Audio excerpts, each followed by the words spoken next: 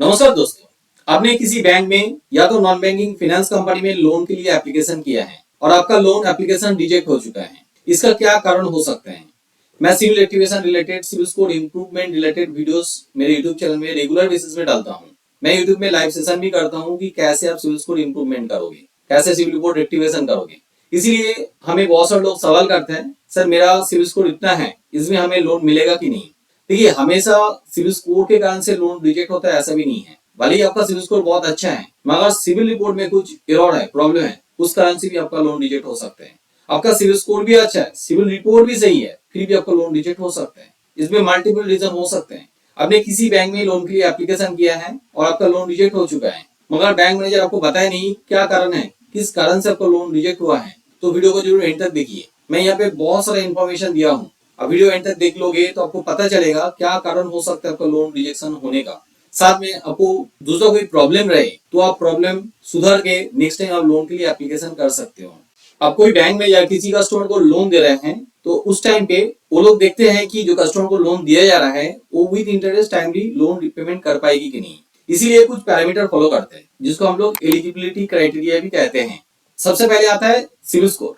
अब civil score किसी का कम होगा तो उनको लोन नहीं मिलेगा। अब ये अलग अलग बैंक का अलग अलग पैरामीटर है। किसी बैंक का हो सकता है 750 प्लस होना चाहिए, किसी बैंक का 700 प्लस भी हो सकता है, और कुछ नॉन बैंकिंग फाइनेंस कंपनी ऐसे भी है जहाँ पे 650 प्लस को हो तो भी उनको लोन दे देगा।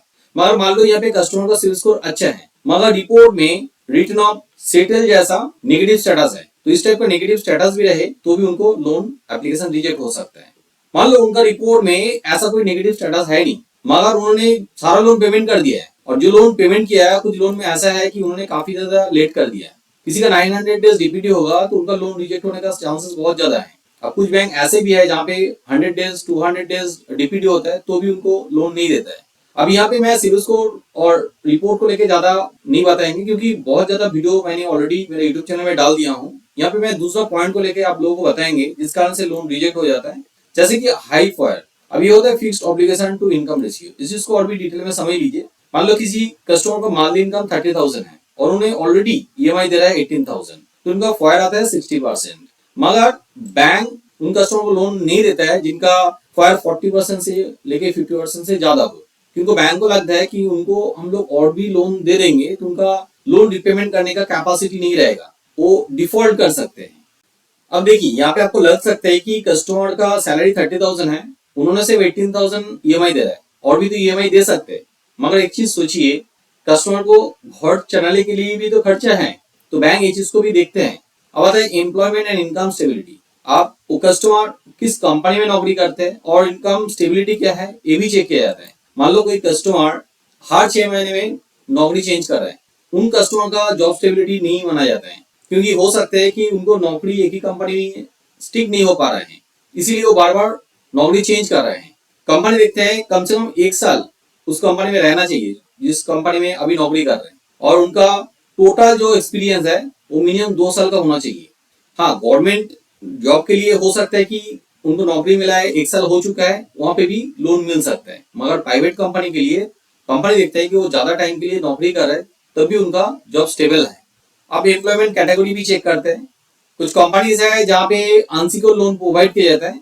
लोन कंपनी इसको cat A, cat B, cat C category में डिवाइड कर लेता है। जितना कैटेगरी अच्छा रहेगा उन कंपनी के एम्प्लॉय को आसानी से लोन मिल जाता है। मान लो ऐसा कोई अनलिस्टेड कंपनी में किसी ने नौकरी कर रहे हैं तो वहां पे कस्टमर को लोन दिया जाता है, मगर वहां पे रेट ऑफ इंटरेस्ट ज्यादा हो सकते हैं।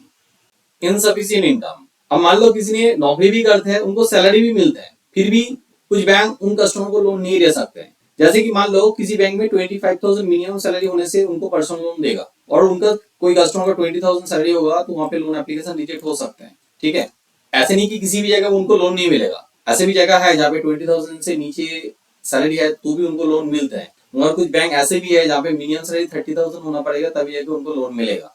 Nature of income.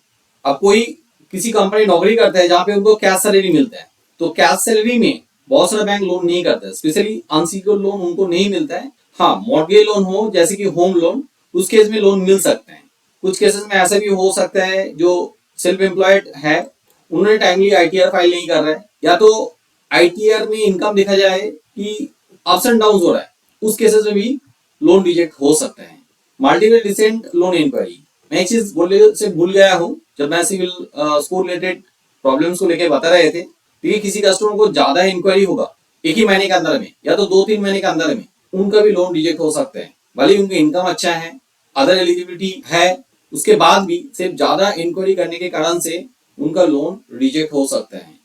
Documents mismatch होने के कारण से भी लोन रिजेक्ट हो सकते हैं। आपका केवाईसी डॉक्यूमेंट्स है, वहाँ पे नेम मिसमैच है या तो अदर्स डिटेल्स में कोई मिसमैच रहे तो भी लोन रिजेक्शन हो सकता है। कोई बिजनेसमैन लास्ट 2 साल में आईटी फाइल नहीं किए हैं तो उस कारण से भी उनका लोन रिजेक्शन हो सकते हैं। जियोग्राफी लिमिट्स, इस चीज को बहुत अच्छे से समझ लीजिए। देखिए, जिस बैंक में आपने लोन के लिए एप्लीकेशन किया है, उनका नियरेस्ट जो ब्रांच है वो आपका घर से ज्यादा दूर है। भले ही आपका सारा एलिजिबिलिटी सही है तो भी आपका लोन रिजेक्शन हो सकता है। कुछ केसेस में ऐसा भी देखा जाता है, आप जिस लोकेशन में रहते हो वो लोकेशन नेगेटिव जोन में है, वो पिन कोड नेगेटिव जोन में है। अब ये नेगेटिव जोन क्या होता है? बैंक आप जिस एरिया में रहते हो वहाँ पे पहले कुछ कस्टमर्स को लोन दिए थे, उन्होंने पेमेंट नहीं किया टाइमली या तो डिफॉल्ट कर दिए हैं, उसके बाद बैंक उस एरिया को नेगेटिव जोन के अंदर में ले लेता है। भले ही आपका इनकम बहुत अच्छा है, सिविल स्कोर अच्छा है, फिर भी बैंक उस लोकेशन में आपको लोन नहीं देगा। Property related issue for secured loan. देखिए, आप कोई होम लोन या तो मॉर्गेज लोन के लिए एप्लीकेशन कर रहे हैं, यहाँ पे आपको इनकम भी अच्छा है, आपका सिविल स्कोर भी अच्छा है, आप जिस जगह में रहते हो वो भी सही जगह है, फिर भी आपका लोन रिजेक्ट हो सकता है। प्रॉपर्टी का लीगल डॉक्यूमेंट्स में कुछ प्रॉब्लम है या तो टेक्निकल में कुछ प्रॉब्लम है, तो उस केस में आपका होम लोन या तो मॉर्गेज लोन रिजेक्ट हो सकता है। इस रिलेटेड मैंने ऑलरेडी एक वीडियो बना के रखा है, होम लोन क्यों रिजेक्ट होता है। उस वीडियो का लिंक मैं नीचे डिस्क्रिप्शन में देके रखेंगे, वहां पे जाके आप डिटेल में देख सकते हो क्यों प्रॉपर्टी रिलेटेड पेपर्स के लिए रिजेक्ट होता है।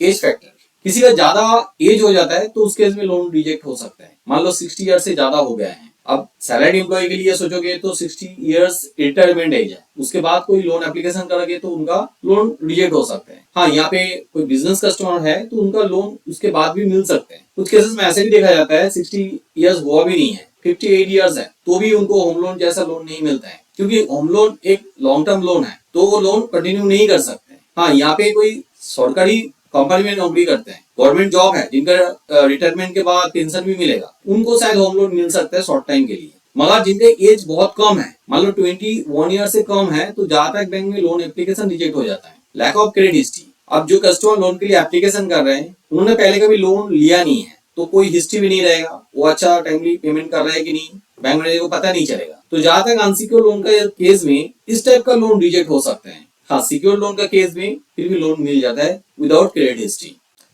आपका सिविल स्कोर अच्छा है, अब इनकम भी बहुत अच्छा करते हो, मगर जिनको आप गारंटर लिया है, वो एप्लीकेंट लिया है लोन लेने के लिए, उन्होंने पहले लोन डिफॉल्ट कर दिया है, सिविल स्कोर खराब है, तो उस केस में आपका लोन भी रिजेक्ट हो सकता है।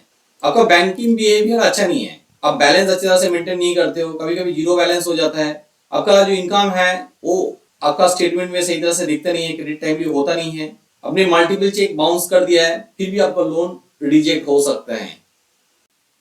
उम्मीद रखता हूँ लोन एप्लीकेशन रिजेक्ट होने का क्या क्या पॉसिबल रीजन हो सकता है आपको समझ में चला आया है। वीडियो का किसी भी जगह में आपको समझने में दिक्कत आया है तो आप हमें नीचे कमेंट करके बता सकते हो, मैं हर कमेंट का आंसर करता हूँ। आपका सिविल स्कोर कम है, सिविल रिपोर्ट में प्रॉब्लम है, इस वजह से आपका लोन एप्लीकेशन रिजेक्ट हुआ है, तो आप मेरा लाइव सेशन में ज्वाइन कर सकते हो। मैं यूट्यूब में हर फ्राइडे शाम को 9 बजे से लेकर 10 बजे के बीच में लाइव सेशन करता हूँ, वहाँ पे आके आप सवाल कर सकते हो।